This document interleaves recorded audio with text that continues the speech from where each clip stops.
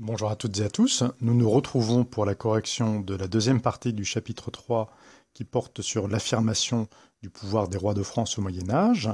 Donc vous allez faire l'autocorrection, c'est-à-dire vous allez corriger par vous-même votre travail. Vous avez laissé de la place sur le cahier. Je vous demande de ne pas imprimer cette fiche. Je vous recommande, ce n'est pas une injonction, c'est un conseil, de manière à ne pas inutilement utiliser du papier, mais surtout de l'encre dans les imprimantes à la maison. Alors, la première partie, qui est en fait la suite du cours, nous vous a permis de comprendre que les rois étendent le territoire du royaume de France. Donc, je reviens avec vous sur cette carte que vous avez dans votre livre, le document 5, à la page 93, où on voit l'extension progressive importante du territoire du royaume de France, ainsi que le domaine royal. Vous savez qu'on a bien distingué domaine royal et fief. Les fiefs sont ces territoires, des principautés, des duchés, des comtés, qui sont remis à leurs vassaux. Et ceux-ci, en échange, vont prêter fidélité, assistance au roi, et donc vont donc l'aider, être à son service. Voilà, donc reprenons donc notre fiche.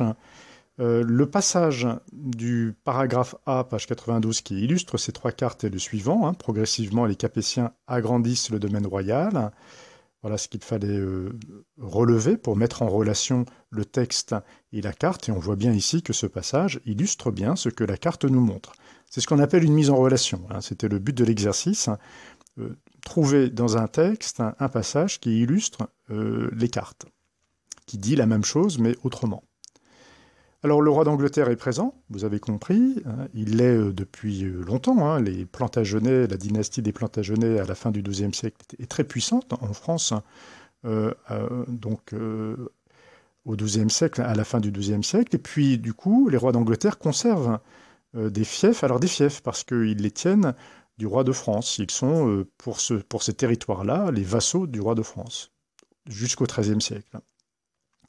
Car la guerre de Cent Ans voit au contraire une opposition très forte entre roi de France et roi d'Angleterre, dans la mesure où les rois d'Angleterre vont prétendre à la couronne de France. Et ils peuvent le faire, c'est ce que nous montre la suite ici des questions, puisque Édouard III, donc au milieu à peu près du XIVe siècle, enfin au début,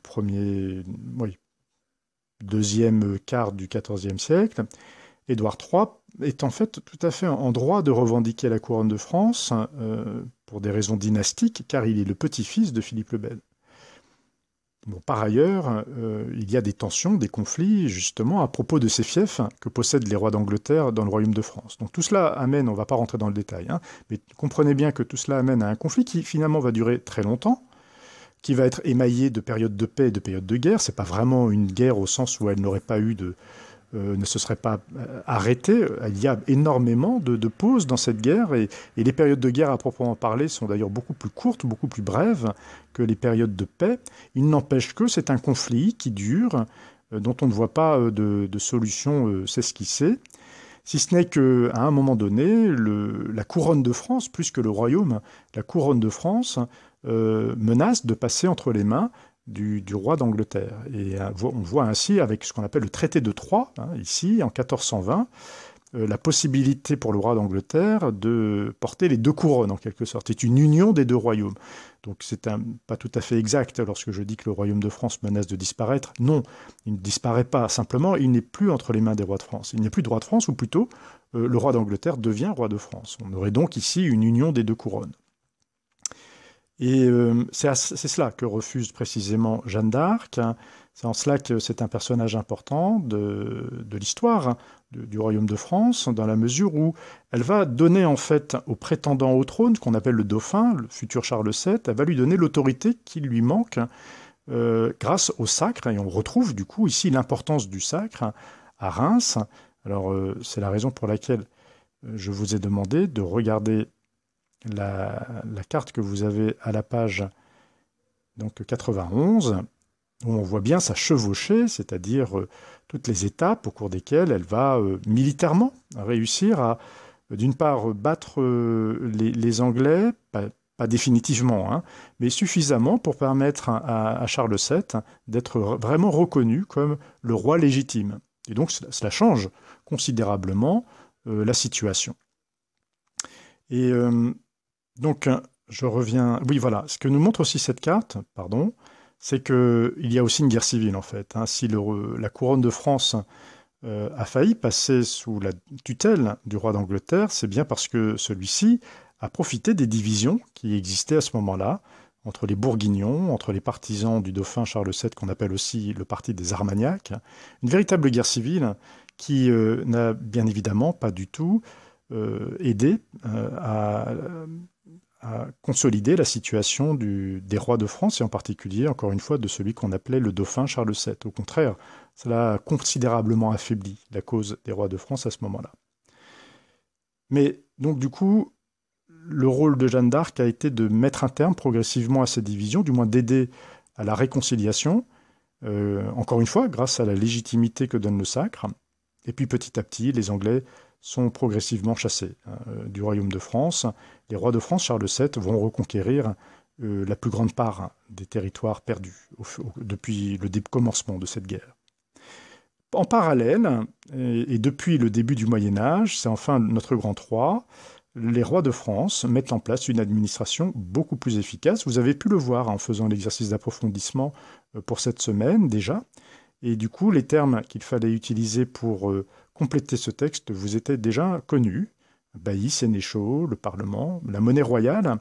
La monnaie est un instrument d'unification du royaume dans la mesure où elle assure ainsi la reconnaissance de l'autorité du roi partout sur le territoire. C'est une façon pour le roi d'imposer son pouvoir. Ça n'est pas simplement un instrument économique, c'est aussi un instrument de pouvoir. Voilà. Je n'en dis pas plus, la vidéo est déjà assez longue pour suivre par vous-même, pour poursuivre plutôt par vous-même votre travail.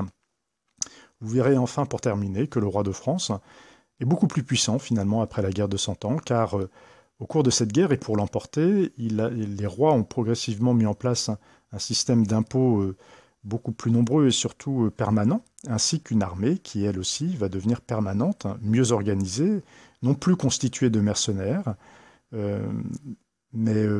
justement constituée de mercenaires, de soldats qui sont à la charge, qui sont payés par les rois, mais dont ça devient le métier, en quelque sorte. Et donc ça confère une puissance militaire. Les rois ne sont plus simplement obligés de compter sur le soutien de leurs vassaux, ils peuvent justement compter sur le soutien d'armées rémunérées, dont le rôle est précisément d'être en permanence à la disposition du souverain. Cela accroît considérablement leur pouvoir, leur puissance. Le bilan, donc la page 92 du manuel, hein, vous connaissez maintenant l'importance que nous accordons au manuel dans cette période d'enseignement à distance, car il complète bien ce que l'on peut voir par les fiches, et il apporte ici un complément et en même temps une synthèse de tout ce que nous avons vu dans cette fiche d'activité. Voilà, je vous laisserai donc lire cette page. Je vais également vous laisser ce petit travail d'approfondissement. Donc, il porte sur la bataille de Bouvines. Donc, vous l'aurez dans le cahier texte, dans le travail à faire. Quelques questions, c'est facultatif, hein, je précise. Néanmoins, ça vous permet justement de voir comment les rois de France ont pu exercer et accroître leur pouvoir progressivement. Et puis ici, c'est une bataille qui a beaucoup marqué les esprits peu de temps après, et aujourd'hui, elle est encore célèbre comme une des grandes victoires des rois de France au Moyen-Âge. Voilà, donc vous verrez ainsi de quoi il s'agit, et puis nous pourrons en reparler en classe virtuelle. Bon travail, bon courage et à bientôt. Au revoir.